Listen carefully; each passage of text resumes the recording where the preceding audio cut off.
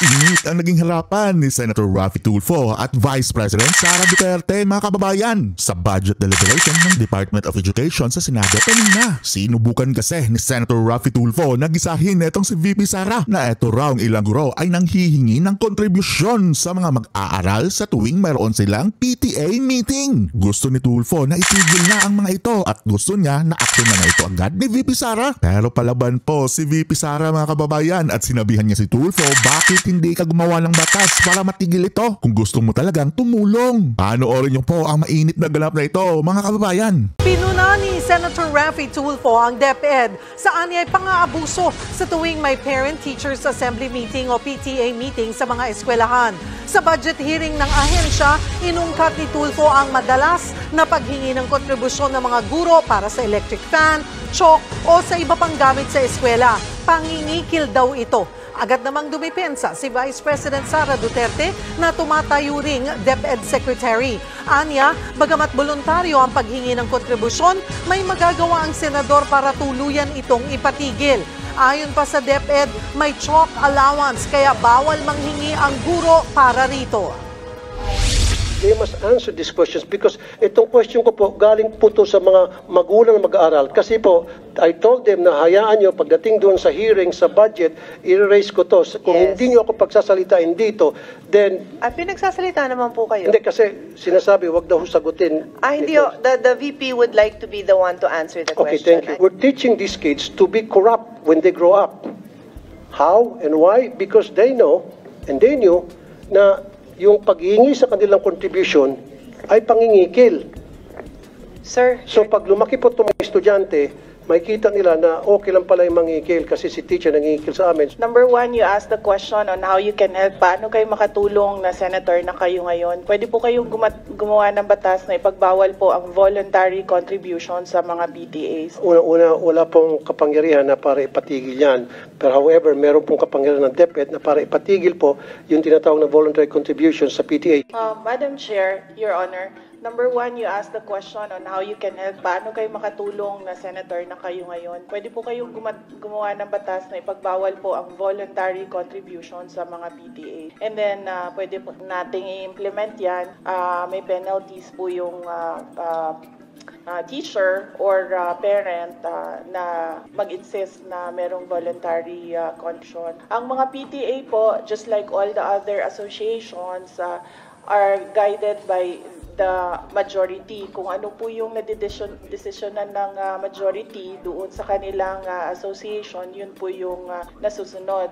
Now, it is a voluntary contribution. Ibig sabihin, hindi po pinipilit yung mga estudyante o yung mga magulang na mag-contribute kung yun man ang nadesisyonan na project ng PTA. Marami po tayong mga stakeholders na iba-iba po yung projects nila sa ating mga paaralan. Hindi lang po mga PTA, but we have NGOs, we have private sector donors who partner with our public schools sa mga specific na projects nila in certain schools. Ganito po din yung ating mga PTA. Pinag-iisipan po ng teachers and ng parents kung paano sila makatulong sa eskwelahan para sa pag-aaral ng mga bata. But then again, as I said, these are voluntary contributions. Pwede po nating ipagbawal. Gagawa po tayo ng batas para po merong penalty.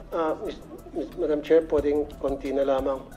Una, wala pong kapangyarihan na para ipatigil yan.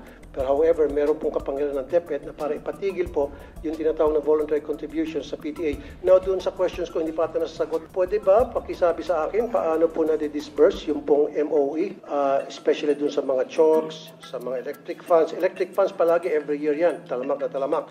Janitorial, security, repair, CR, varnish. Paano po na-distribute from DepEd hanggang sa pagdating sa eskwelahan? Paano nakakarating po yung mga MOE, sir?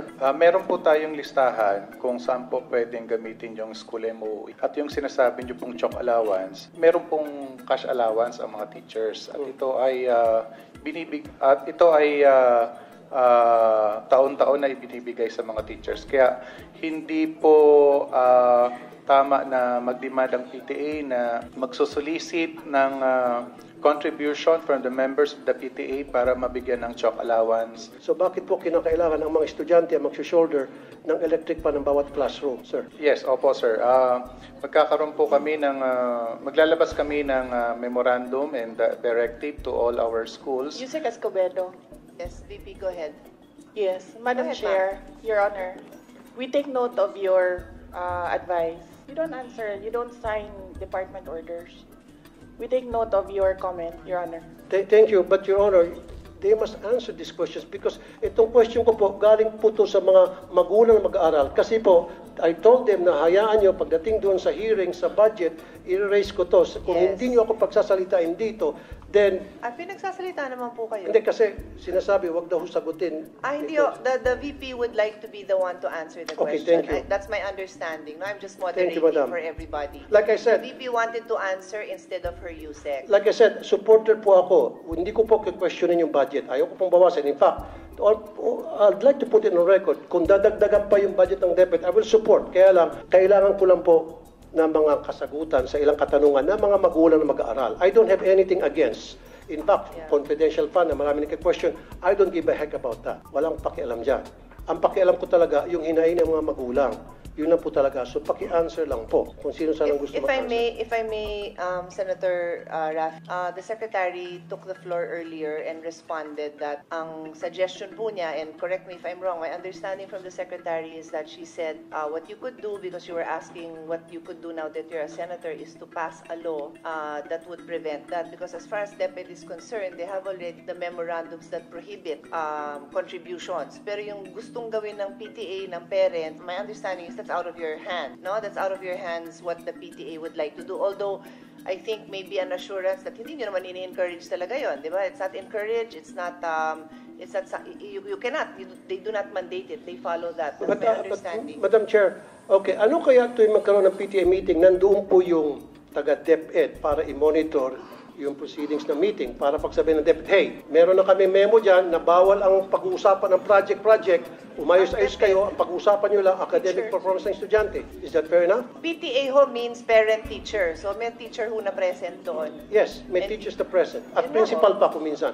Kaya nga, Yeah. sinasabi ko lamang po, meron dapat nagmo-monitor kasi hindi po nasusunod. Kuminsan, like I said, yung kay Armin Luisto noon, nasunod yun for ilang months. After several months, bumalik ulit. Kaya ang suggestion ko ngayon, pag may PTA meeting, meron pong taga-DepEd na nagmo-monitor ng meeting nila to make sure na nasusunod kung anong nakalagay sa Baka sir, memorandum order. you could give them the specific complaints that you received so that they can particularly go to those schools and find out if there were any violations and find out if there was conduct unbecoming of a parent, of a teacher that should be addressed. Ang reklamo nga po, Madam Chair, ay yung pong sinasabing voluntary contribution na inaamin na nga po ng DepEd na mali talaga. Tulad po na ulitin ko, chalk, floor wax, pintura, varnish, TV, electric fan, test tube, printer, utility bills, janitorial, security guard, repair ng CR. Ito po ay mga reklamo and documented po ito. And I have documents to support this. And in fact, some of the teachers also told me na talaga nangyari po yan, Mr. Senator, wala kami magawa kasi hindi po nakakarating sa amin yung budget. Madam Chair, Your Honor, we will submit the downloading of MOOE up to the school level to the Finance Secretariat. At ito na lamang po, Madam Chair, test tube. Hinihingi din po, kasama rin po yung Pwede test bang tube. submit natin? Kasi sir, I'm reminded everyone who's Last na beyond lamang their po, Madam time. Chair. Last na lamang. Sige. Test tube. Alam ko meron natang 500 billion na budget for the test tube. Parang every year, bilyones ang naalat para sa test tube. Kasi marami rin po ako mga magulang nagreklamo, pinapakontribute para sa test tube, laboratory test tube. Ano ho yun, sir? Kasi I Test handle tubes. the budget, so Test tubes I can po. Yung I test can tubes attest. yung para sa mga I laboratory. have not seen 500 billion for test tubes. Or at least, yung pong pagkakaalam ko, yung pong... Ay, wala akong nasabi sa amin. 500 billion. Ako na ho magsasabi Okay. So anyway, bakit po yung sa test, sige na lang po, bakit po test tubes paulit-ulit po, every year hinihingan po ng contribution ng estudyante? Pwede po ba pa-stop na rin natin yun? Yun lang po. So stop na po natin, in short, lahat po ng contribution para sa maintenance ng school, ang pakiusap po ng mga magulang through me, stop na po natin yan. Pag na-stop niyo po yan, I promise you I will support your budget every single year and you will not gonna hear anything from me. That's a commitment. That's a promise. Ito ay alang-alang sa mga magulang na mga lumapit sa akin. Madam Chair, Your Honor, we take note of the advice of the Honorable Senator Raffy Tulfo.